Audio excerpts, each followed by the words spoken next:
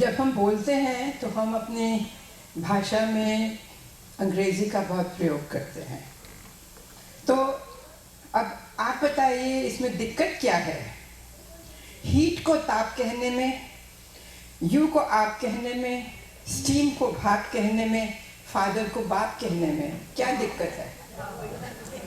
हिंदी बोलिए। बैग को खराब कहने में, वाइन को शराब कहने में, बुक को किताब कहने में, सॉक्स को जुराब कहने में क्या दिक्कत है?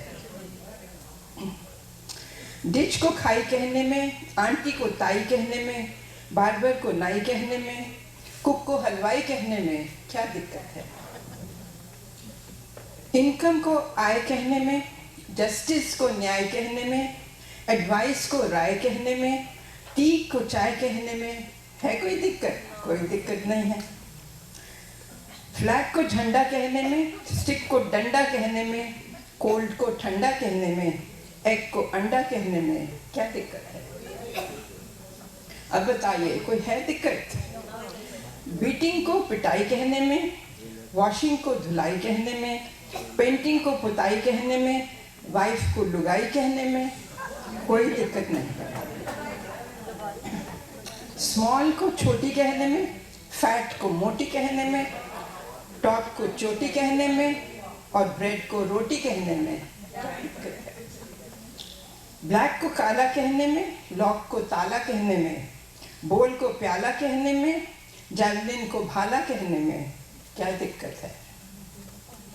गेट को द्वार कहने में, ब्लो को वार कहने में, लव को प्यार कहने में, वोट को छिनाल कहने में क्या दिक्कत है?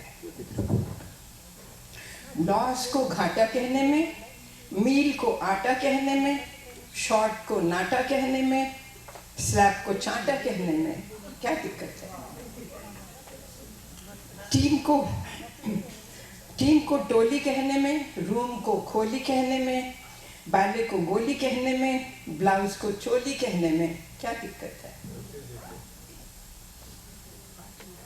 ब्रूम को झाड़ू कहने में, हिल को पहाड़ कहने में, अपरूट को उखाड़ कहने में, फिक्स को जुगाड़ कहने में कोई दिक्कत नहीं। नाइट को रात कहने में, कास्ट को जात कहने में, टॉक को बात कहने में, किक को लात कहने में क्या दिक्कत है?